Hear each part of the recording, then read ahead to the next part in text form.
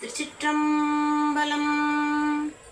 நேசம் நிறைந்த உள்ளத்தால் நிலம் நிறைந்த மணிகண்டத்து ஈசனடியார் பெருமையினை எல்லா உயிரும் தொலையெடுத்து தேசம் உய்ய திருத்தொண்ட தொகை முன்பணித்த திருவாளன் வாசமலர் மென்கலல் வணங்க வந்த பிறப்பை வணங்குவாம். தில்லைவாள் அந்தனரே முதலாக சீர்படைத்த தொல்லையதாம் திருத்தொண்டர் தொகையடியார் பதம் போற்றி ஒல்லையவர் புராணக்கதை உலகறிய விரித்துரைத்த செல்வமணி குன்றத்தூர் செக்கிலார் அடி போற்றி. எல்லாம் வல்ல அங்கேற்கண்ணி உடனாகிய ஆலவாய் சொக்குநாத பெருமானுடைய பற்ற தனிப்பெரும் கருணையினாலும் நமது சமயக்குறவர்கள் சந்தானக்குறவர்கள் திருமுறை ஆசிரியர்கள் 63 நாயன்மார்களுடைய குருவர்களாலும் 63 நாயன்மாருடைய குருபூசை திருநாளை நமது ஏகன் யூடியூப் சேனல் வழியாக தொடர் சிந்தனையாக நாம் சிந்தித்து கொண்டு வருகின்றோம். அந்த வகையிலே இன்று முனையடுவார் நாயனாருடைய குருபூசை திருநாள். இந்த நல்ல நாளிலே அவருடைய அருள் வரலாற்றை சிந்திக்க இருக்கின்றோம். அரை நம்பி வேல்கூற்றன் முனையடுவாருக்கு அடியேன் அப்படின்னு சொல்லி நம்மளுடைய திருத்தொண்ட தொகையில் நம்ம சுந்தரமூர்த்தி நாயனாரால் பாடப்பெற்றவர் தான் நம்மளுடைய முனையடுவார். முனையடுவார்னா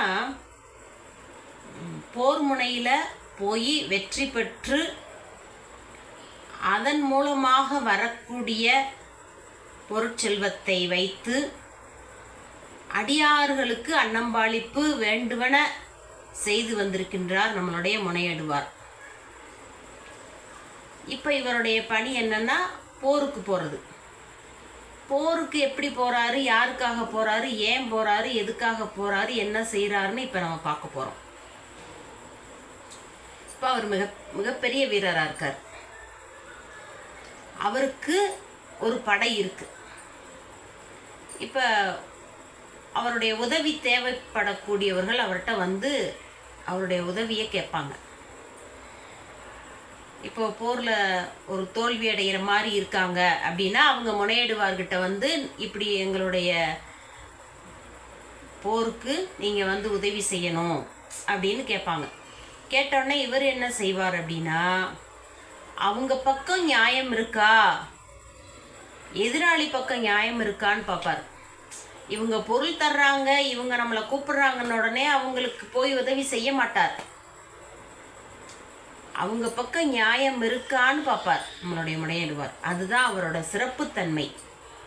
அவங்க பக்கம் நியாயம் இருக்கா, இவங்க நம்மளை தேடி வந்திருக்காங்களே அப்படின்னு பார்க்கும்போது அவங்க பக்கம் உண்மையிலே நியாயம் இருந்தா அவங்களுக்காக போய் போர் முனையில் போர் செய்வார். அதன் மூலமாக வரக்கூடிய பொருட்செல்வத்தை வருவாயை வைத்து அடியார்களுக்கு அன்னம்பாளிப்பு வேண்டுவன எல்லாம் செய்வார். இதுதான் அவருடைய பணி. இந்த பணியை பலகாலம் செய்தார், விடாமல் செய்தார். அதுதான் நம்ம நாயன்மார்களுடைய சிறப்பு. ஏது ஒன்றை செய்தாலும் அதை தொடர்ந்து விடாமல் செய்வது தான். அதுக்கு தான் மாணிக்க வாசகர் ஒரு வரி போடுவார் திருவாசகத்தில், கொடிரும் பேதையும் கொண்டது விடாதன்னும் படியையாகி நல் இடையரா அன்பில் பசுமரத்தாணி அறைந்தார் போல கசிவது பெருகி கடலன மருகி அப்படின்னு போகும். அதில் 2 உவமை கொடுக்குறாரு. கொடிரும் பேதையும் அப்படின்றார். கொடிருன்னா தொரட்டி கம்பு. அதை நம்ம ஏதாவது ஒரு பொருளை நம்ம ஒரு முருங்கைக்காயை பறிக்கணும் அப்படின்னா அந்த தொரட்டி கம்பை போட்டு இழுத்தோன்னா அந்த காயை கொண்டு வந்துடும். அதே மாதிரி பைத்தியக்காரன் சொன்னதை விடாமல் சொல்லிக்கிட்டே இருப்பான். இது 2ம் போல நீங்கள் செய்கிறத பிடித்ததை விடக்கூடாது. அதுதான் மாணிக்கவாசருடைய அருள்வாக்கு. கொடிரும் பேதையும் கொண்டது விடாதன்னும்படியே ஆகி அந்த படியில் நீங்கள் நிற்கணும். அதுபோல் நம்ம முனையிடுவார். விடாமல் அந்த திருத்தொண்டை அவருடைய அந்த தோல் வலிமையினால் நியாயத்தின் பக்கமாக நின்று போர் செய்து வெற்றியடைந்து அதன் மூலமாக வரக்கூடிய வருவாயை வைத்து அன்னம்பாளிப்பு செய்தார். அடியார்களுக்கு அன்னம்பாளிப்பு செய்வது மண்ணினில் பிறந்தார் பெரும்பயன் மதிசூடு மன்னலார் அடியார்தமை அமுது செய்வித்தல் நீ மண்ணில் பிறந்ததோட பயன் என்னன்னா அடியார்களுக்கு அன்னம்பாளிப்பு அமுது செய்கிறது தான் அப்படின்றது ஞானசம்பந்தர் வாக்கு. பூம்பாவை எழுப்பும்போது அந்த பாடல் தான் பாடுறாருன்னு சேக்கிழார் சொல்கிறார். அட்டிட்டல் காணாதே போதியோ பூம்பாவாயின்னு இவர் சொல்கிறார். அப்படி நம்ம முனையிடுவார் போர் முனையில் பெரிய தவம். இதை நம்ம இன்னொரு நோக்கோடு பார்க்கலாம். சித்தாந்த நோக்கோட யோக மார்க்கத்தோடு இணைந்து பார்க்கணும் அப்படின்னா நமக்கு 2 பகை இருக்குது. அதாவது புறப்பகை இருக்குது, அகப்பகை இருக்குது. புறப்பகை நம்ம புலன்கள் தான், ஐம்புலன்கள், மெய் வாய் கண் செவி மூக்கு என்று சொல்லக்கூடிய ஐம்புலன்கள். இதை கள்ளப்புலன்கள்னு சொல்கிறாரு நம்மளுடைய திருமூலர். ஏன் கள்ளப்புலன்கள்னு சொல்கிறாரு அப்படின்னா, எதை பார்க்கக்கூடாதுன்னு நினைக்கிறோமோ அதை பார்க்கும், எதை பேசக்கூடாதுன்னு நினைக்கிறோமோ அதை பேசும், எதை நம்ம கேட்கக்கூடாதுன்னு நினைக்கிறோமோ கேட்கும். அந்த மாதிரியான புலன்கள் நம்மளை தவறான வழிகளில் செலுத்தும். அதுதான் இந்திரிய வயமயங்கி இறப்பதற்கே காரணமாயின்னு சொன்னார் மணிவாசகர். கள்ள புலன்கள்னு சொன்னார் திருமூலர். அப்படி வழிகளில் செலுத்தும். அதுபோல் அகப்பகைன்னு இருக்குது. அது அகத்தில் என்னன்னா இந்த புறம் தெரியுது, மெய்வாய்க்கண் செவிமுக்கு நமக்கு தெரியுது. அகத்தில் தெரியாமல் அந்த கரணம்னு இருக்குது, மனம் புத்தி சித்தம் அகங்காரம்னு.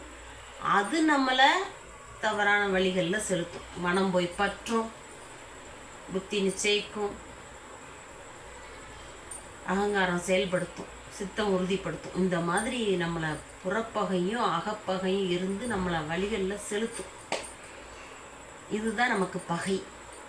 இந்த பகையையும் வென்றவர் தான் நம்மளோட முனையிடுவார். புறப்பகையும் அகப்பகையும் வென்றவர் தான். அப்படி வெல்ல முடியாதவங்க இருக்காங்கல்ல. இப்ப புறப்பகையும் அகப்பகையும் வென்று இருக்காரு நம்மளோட முனையிடுவார்னு வச்சுக்குவோம். இப்போ இந்த சாதாரணமான நம்மளை போன்ற மக்கள் இது 2ஐயும் வெல்ல முடியாது, புலன்களையும் வெல்ல முடியாது, கர்ணங்களையும் வெல்ல முடியாது. அப்போ அவங்க என்ன செய்வாங்க? முன்னேடுவார்கிட்ட போய், ஐயா இந்த புலன்கள்னால நான் உலகிலே இருக்கேன், மேலான நிலைக்கு போகவே முடியல, இந்த பகையை வெல்ல முடியல, இதை நீங்கள் தான் எனக்கு உதவி செய்யணும் அப்படின்னா அவங்களுக்கும் உதவி செய்கிறாரு குருவாக இருந்து அப்படின்னு யோக மார்க்கத்துலேயும் நம்ம பார்க்கணும் முனையிடுவாருடைய இந்த செயலை. அதுபோல் புறப்பகையும் வென்றவர், அகப்பகையும் வென்றவர், போர் மூலமாக மற்ற அரசர்களுக்கும் சிற்றரசர்களுக்கும் உதவி செய்தவர். இவருக்கு நம்மளுடைய தேனி மாவட்டத்தில் ஒரு திருக்கோயில் எழுப்பியிருக்காங்க. அதுபோல் நம்ம சின்னமனூர், அரிகேசரி நல்லூர் என்று சொல்லக்கூடிய சின்னமனூர், கலையார் அருகே சரியாய் போற்றி என்று மணிவாசக பெருந்தகையால் வைப்புத்தலமாக பாடப்பெற்ற சின்னமனூரில் நம்ம அண்ணாமலை பிள்ளை, நம்மளுடைய தாத்தா, அவர் மணிவாசக பெருந்தகைக்கு ஒரு கோயில் கட்டியிருக்கார். அறிவார் சிவமாகிய மாணிக்க வாசகர். இப்போ தான் சமீபத்தில் அரண்மனை அறக்கட்டளை மூலமாக குடமுழுக்கு விழா நடந்திருக்கு. அவர் கற்கோயில் கட்டியிருக்கார். அருகாமையில் இருக்க கோயிலில் போய் திருவாசகம் பாடம் போகும்போது அங்கே அவருக்கு திருவாசகம் பாடுவதற்கு அனுமதி கிடைக்கலையா. அதனால் அவர் என்ன செய்திருக்காரு, திருவாசகத்துக்காகவே மாணிக்க வாசகருக்கு ஒரு கோயில் கட்டியிருக்கார். கோயில் கட்டி தன்னோட பிள்ளைகளுக்கு சொத்து எழுதுகிற மாதிரி மாணிக்க வாசகருக்கும் 4 ஏக்கர் 12 சென்ட் 412 சென்ட் எழுதி வச்சிருக்கார். நித்திய நைமித்திய வழிபாடுகள் சிறப்பாக நடக்க வேண்டும். அதை இன்னும் நம்ம போய் அங்கே திருவாசகம்தான், எல்லா சன்னதிக்குமே திருவாசகம்தான் பாடுவாங்க. இப்போ ஒவ்வொரு மகத்துக்கும் அங்கே திருவாசகம் முற்றுதல் நடக்குது, ரொம்ப சிறப்பாக இருக்குது. அந்த அண்ணாமலை பிள்ளை தாத்தா என்ன செய்திருக்கார் அப்படின்னா, அவர் மாணிக்க வாசகருக்கு திருக்கோயில் எழுப்பினது மட்டுமல்லாமல் இந்த பக்கத்தில் தேனி மாவட்டத்தில் சில்வார்பட்டின்னு ஒரு ஊர், அங்கே இருக்க வேளாள பெருமக்களை சந்தித்து கிட்டத்தட்ட நாம் சொல்கிறது ஒரு 400 ஆண்டுகளுக்கு முன்பு அடியார்களுக்கு தான் கோயில் எழுப்பணும், ஆண்டவனுக்கு கோயில் எழுப்புறதை விட அடியார்களுக்கு கோயில் எழுப்புறது தான் சிறப்பு அப்படின்னு சொல்லி பேசி, ஏற்கனவே இங்கே ஒரு மாணிக்கவாசகர் கோயிலுக்கு எழுப்பிட்டார். அங்கே போய் சொல்கிறார், படமாடும் கோயில் பகவருக்கு ஒன்றியில், நடமாடும் கோயில் நண்பருக்கு ஆகா. நடமாடும் கோயில் நம்பருக்கு ஈல், படமாடும் கோயில் பகவருக்கு ஆமேன்னு சொன்ன மாதிரி நம்ம அடியார்களுக்கு கோயில் எழுப்புனா, ஏன்னா ஆண்டவன் வந்து அடியார்கள் உள்ளத்துல தானே இருக்காரு. தேடி கண்டு கொண்டேன் திருமாலோடு நான்முகனும், தேடி தேடனா தேவனை என் உள்ளே தேடி கண்டு கொண்டேன்கிறார்ல. அதனால இந்த திருக்கோயில் வந்து அடியார்களுக்கு எழுப்பணும் அப்படின்னு சொல்லி சொல்லும் பொழுது, அங்கே இருக்க அடியார்கள்லாம் சில்வார்பட்டியில் பெரிய சைவ குடும்பம், நிறைய திக்கை பெற்ற அடியார்கள் இருக்காங்க. அவங்கெல்லாம் நம்ம ஐயாவோட சொல்ல கேட்டு என்ன பண்ணுறாங்கன்னா, 63 நாயன்மார்களுடைய பேரையும் எழுதி போடுறாங்க. எழுதி போட்ட உடனே அதில் வந்து எடுக்கும் பொழுது முனையடுவாருடைய பேர் வருது. அப்படியே அவங்க என்ன பண்ணுறாங்க, முனையடுவாருக்கு திருக்கோயில் எடுக்கிறாங்க. இங்கே சின்னமனூரில் எப்படி மாணிக்க வாசகர் மூலவராக எழுந்தருளி இருக்கார்,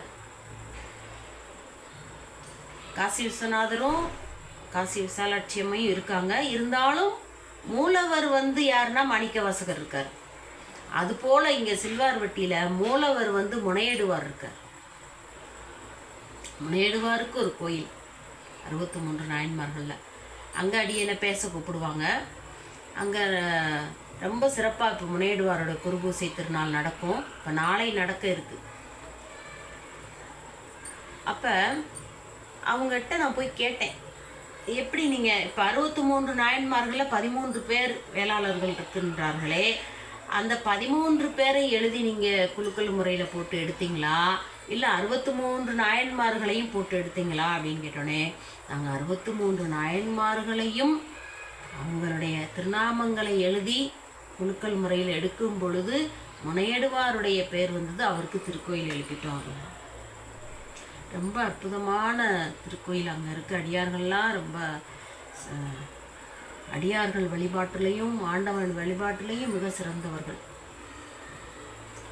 வாய்ப்பு இருக்க அடியார் ஒரு மக்கள்லாம் போய் இந்த முனையடுவார் குருபூசை மிக சிறப்பாக நடக்கும்.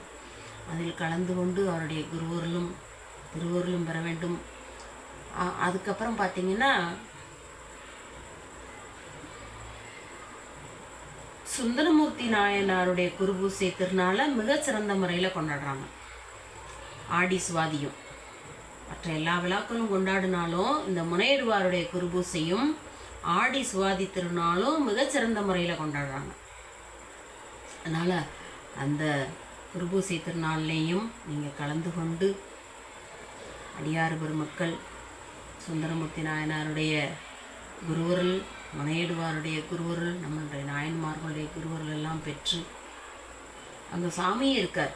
சாமி, அம்பாள், விநாயகர் பெருமான், முருகப்பெருமான், நடராஜ பெருமானுடைய சன்னதி எல்லாம் இருக்குது. அற்புதமாக இருக்குது. போய் அடியார் மக்கள் கலந்து கொள்ள வேண்டும் என்று அன்போடு வேண்டிக் கொண்டு, குருவர்களுக்கும் திருவர்களுக்கும் வாய்ப்பளித்த அத்தனை அடியார் பெருமக்களுக்கும் நன்றியும் வணக்கத்தையும் கூறி நிறைவு செய்கின்றேன். திருச்சிற்றம்பலம். தென்னாடுடைய சிவனே போற்றி, எந்நாட்டவர்க்கும் இறைவா போற்றி. திருச்சிற்றம்பலம்.